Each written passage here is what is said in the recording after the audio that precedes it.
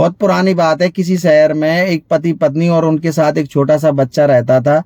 वे दोनों एक शहर के दूसरे शहर में रहते थे। उनका पति जो था पत्नी का, वो गुस्सैला स्वभाव का था। उसकी पत्नी उससे बहुत परेशान थी, इतना गुस्सा आता था कि उसका बच्चा भी उसके पास नहीं जाता था। पति छोटी छोटी सी बातों पर यही धमकी देता कि अगर तुमने मेरा ये नहीं किया तो मैं बगल में साधुओं का आश्रम है, वहां जाकर के बाबा बन जाऊंगा और तुम फिर पालते रहना तुम्हारे बच्चे के लिए।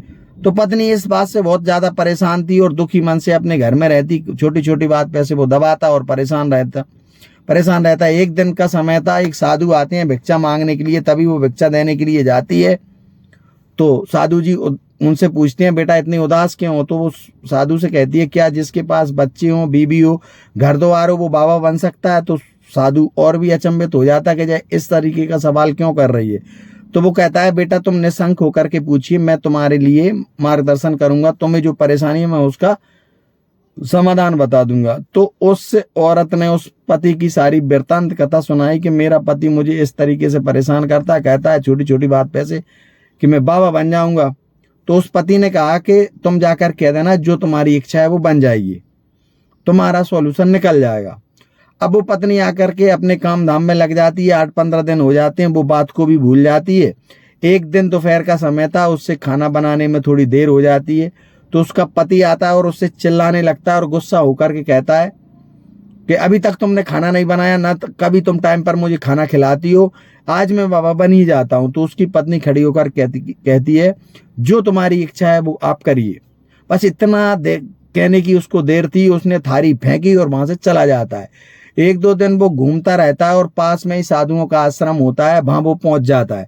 वो जैसे ही पहुंचता है तो जो मठाधीश होते हैं वो उनके भगत करते हैं, उनकी स्वागत करते हैं।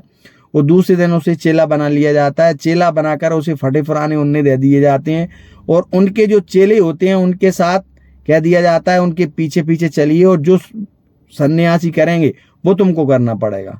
अब क्या था, जैसे सन्यासी मांगने के लिए जाते हैं, पीछे से उसे ले जाते हैं और सब दिन मांगते हैं। उन्हें मिलती हैं टूटी फूटी रोटी, कर्री, जो मांगने वाले को तो यही देते हैं लोग, और बसी हुई दार दे देते हैं। और जैसे ही लेकर के वो आते हैं, जंगल में बैठकर बसी हुई दार और सूखी रूखी रोटी खाते हैं।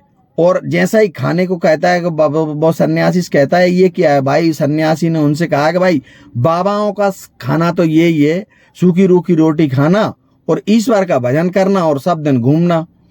उस पति को अपनी बात का पश्चाताप हुआ और पत्नी से जाकर के माफी मांगी और उनका जीवन अथाव्यथ चलने लगा। इसलिए दोस्तों कहते हैं, जो घर में है उसी में संतुष्ट रहिए, उसी में आपका जीवन है।